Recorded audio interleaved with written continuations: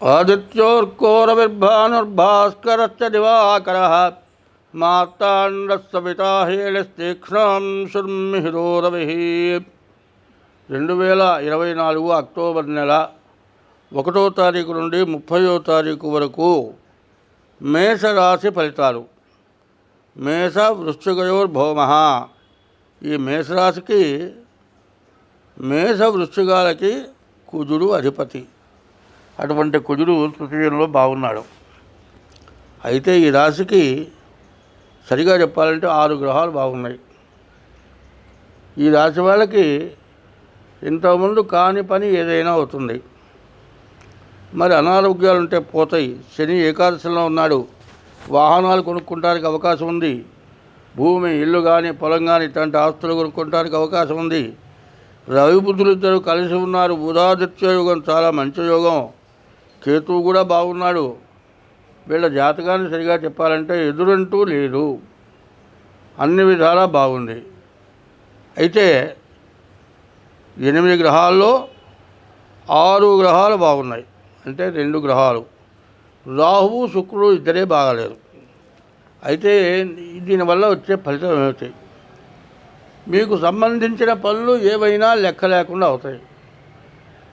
కానీ కాని పనులు ఏమిటనేది మనం చూసుకోవాలి. రాహు వల్ల ఎవరికన్నా డబ్బులు ఇస్తే మాత్రం తిరిగి రావు. ఒకటి, రాహుకేతువుల మధ్యలో శుక్రుడు ఒకడు పడ్డాడు. శుక్రుడు కూడా స్వక్షేత్రంలో పడ్డాడు. తులా వృషభయోర్ భృగు. తులా వృషభాలకి శుక్రుడు అధిపతి. అటువంటి శుక్రుడు కూడా బాగలేడు. సప్తమ స్థానాధిపతి, కళత్ర స్థానాధిపతి శుక్రుడు. ఈ కళత్ర స్థానాధిపతి అయినటువంటి శుక్రుడు ఈ రాశివాడికి బాగుండకపోవటం చేత వివాహ విషయంలో చాలా సమస్యలు రావడానికి అవకాశం ఉంది. భార్యాభర్తలకు కూడా ప్రతికూలత రావడానికి అవకాశం ఉంది. భార్యాభర్తల్లో ఎటువంటి సమస్యలు వచ్చినా అన్నింటినీ సర్దుకోవడం ఇంతైనా మంచిది. ఇప్పుడు 2 చేతులు ఒక చెయ్యికి చెయ్యి తగిలిస్తే మాత్రం శబ్దం వస్తుంది. ఒక చెయ్యి ఎంతసేపు ఊపినా మాత్రం శబ్దం రాదు. అట్లాగే ఇద్దరిలో ఒకళ్ళు తొందరపాటు వాళ్ళు అయినప్పుడు వాళ్ళు ఎంత ప్రయత్నం చేసినా ఏమన్నా సర్దుకొని ఉండటం భార్యాభర్తల యొక్క నిర్ణయం ఇప్పుడు. అయితే ఈ ఓర్పు దేనికై అంటే మీకు జీవితంలో కాని పనులు అవుతాయి. కొంతమంది విదేశాలకు వెళ్ళాలనుకునేటువంటి వాళ్ళు విదేశాలకు వెళ్ళటానికి అవకాశం ఉంది. ఉద్యోగంలో ప్రమోషన్ రావడానికి అవకాశం ఉంది. ఉద్యోగంలో దాదాపు బుధాదిత్య యోగం వల్ల ఏమవుతుందంటే మరి ఎంబీఏ లేకపోతే సిఏ ఈ చదివే వాళ్ళకి బాగా కలిసి వస్తుంది. మరి ఇటువంటి మంచి సమయంలో 2 గ్రహాలు రాహువు శుక్రుడు బాగలేడు. ఆ రాహుకి శుక్రుడికి తగిన శాంతి చేసుకోవాలి. అయితే మీ రాశి మేషరాశి. అశ్వని, భరణి, కృత్తిక మొదటి పాదం కలిసి మేషరాశి. అశ్వని 4 పాదాలు, భరణి 4 పాదాలు, కృత్తిక 1 పాదం కలిసి మేషరాశి. అయితే నక్షత్రాలు ఎట్లా రావాలి? మీరు పుట్టినరోజు ఉన్నటువంటి నక్షత్రాలు ఈ 3 ఏదో ఒకటి ఉండాలి. అట్లా కాకుండా మీ పేరుని బట్టి వచ్చేటువంటి రాశిని ఇది మా రాశి అంటే కుదరదు. అది కరెక్ట్ కాదు. మీ డేట్ ఆఫ్ బర్త్ జన్మ నక్షత్రం ద్వారా రాశి వస్తుంది. జన్మ లగ్నం ద్వారా గ్రహస్థితి వస్తుంది. అంటే గ్రహచారం, మరి రెండోది గోచారం. ఈ 2 సరిగ్గా ఉండాలంటే జన్మ లగ్నం, జన్మ సమయం కావాలి. ఆ లెక్కలో చూసుకోవాలి. ఇది నేను చెప్పింది విని నా పేరు చంద్రయ్య, మేషరాశి, చంద్రయ్యని బట్టి మేషరాశి అంటే సరిపోదు. అశ్విని నక్షత్రంలో పుట్టాడా లేదా కావాలి. ఇట్లా కొంతమంది అనుకొని ఏమని నా పేరు చంద్రయ్య అండి, నాది మేషరాశి, మేషరాశికి ఫలితం చెప్పండి అంటే అది కరెక్ట్ కాదు. నేను ఎట్లా చెబుతాను? అది మీ జన్మ నక్షత్రం, జన్మలగ్నం కావాలి. దాని ప్రకారం ఇది చెప్పేది అందరికీ కూడా అవసరం.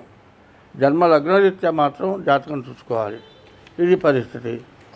మేషరాశి నుండి మీనరాశి వరకు కూడా ఏమి చేస్తే బాగుంటుంది? ఎట్లా అంటే జరుగుతుంది. ఎట్లా ఉందంటే జననం అనగానే శిరస్సు గడపడగానే జన్మం. శిరస్సు గడపడిన తర్వాత శిశువు భూమి మీద పడ్డ తర్వాత ఏడ్చిన తర్వాత అప్పుడు కానీ టైం వేయట్లా. మరి ఆ శిశువు బయటకు వచ్చి ఏడ్చేదాకా 10 నిమిషాలు, 15 నిమిషాలు, అర్ధగంట కూడా పడుతుంది. నక్షత్రం మారిపోవచ్చు, నక్షత్ర పాదం మారిపోవచ్చు, నాకు రాశి మారిపోవచ్చు, జన్మ లగ్నం మారిపోవచ్చు. మరి మీరు చెప్పిన టైంను బట్టి మేము జాతక చక్రం చేస్తాం.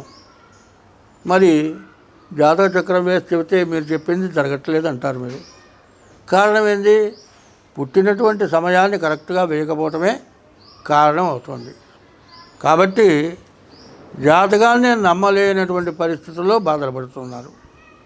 కాబట్టి అన్నిటికీ కూడా జాగ్రత్త పడే మార్గాలు ఉన్నాయి.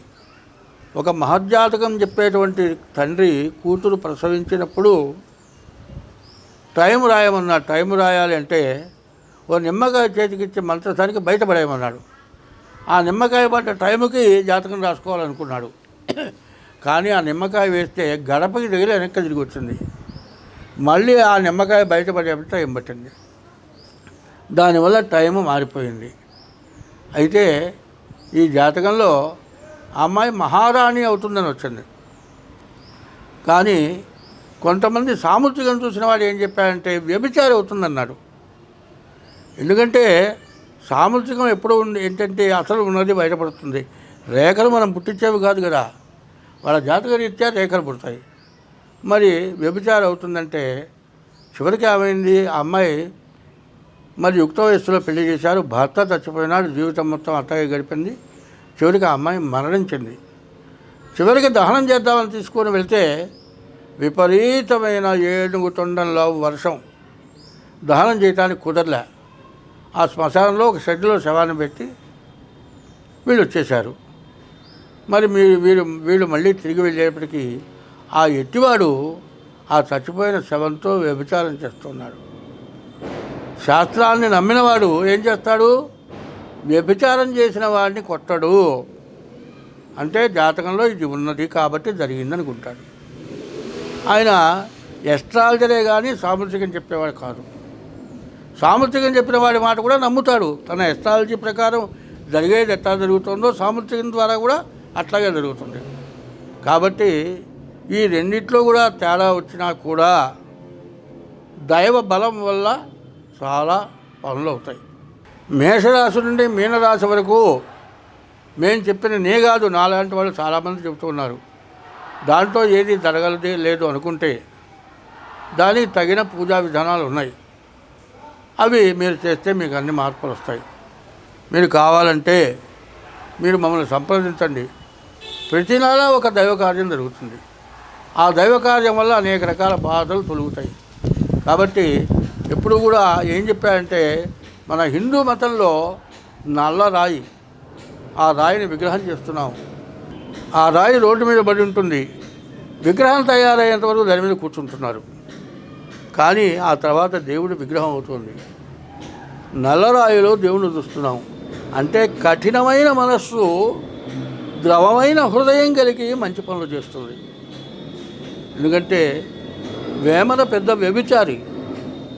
చివరికి వేమన్న కన్నాను వేరే యోగి లేడు, రామచంద్రుని కన్నా రాజు లేడు, ఆంజనేయుని కన్నా అతి భక్తుడు లేడు, విశ్వదాభిరామ వినురవేమ అని వేమన్న గారు పద్యం చెప్పాడు. వేమన్న గారు పచ్చి వ్యభిచారి. ఆఖరికి వదినను గారి కళతో చూసి ఆమె కూడా కావాలని కోరుకున్నాడు. అటువంటి వాడు యోగి అయినాడు.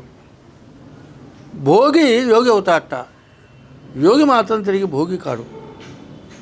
భోగి అంటే అనుభవాలు, అనుభవాల్లో మంచి అనుభవాలు, చెడు అనుభవాలు ఉంటాయి. అన్నింటినీ కూడా పరిశీలించాలి. అయితే నేను అంటే అలవాటు ఉన్నవాడిని మాత్రం కాదు, అన్నింటినీ పరికించి చెబుతున్నవాడిని నేను. కాబట్టి మనకున్నటువంటి కష్టాలు ఎప్పుడూ ఉంటాయి అనుకోవద్దు. ఈ కష్టాలు ఈ జన్మలోనే పోగొట్టుకోవాలి మనం, మళ్ళీ వచ్చే జన్మ దాకా రాకూడదు.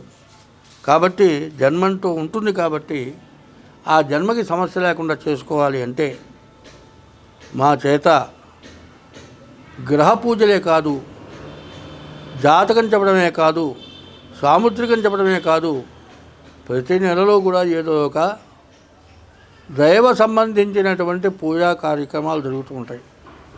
ఇటువంటి వాటిల్లో మీకున్న దోషాన్ని బట్టి ఏ పూజ చేస్తే ఏది మీకు మేలు జరుగుతుంది అనేది మాత్రం ఖచ్చితంగా మేము చెప్పగలం, చేయించగలం. కాబట్టి ఇట్లాంటి వాటిల్లో పాల్గొనండి. అన్ని విధాలా మీకు భగవంతుడు మేలు చేకూరుస్తాడు. నేను చేకూరుస్తానని చెప్పట్లే, భగవంతుడు మాత్రం ఖచ్చితంగా మీకు తగినటువంటి దోషాలు మొత్తం పోగొడతాడు. అందరం బాగుంటాము. స్వస్తి.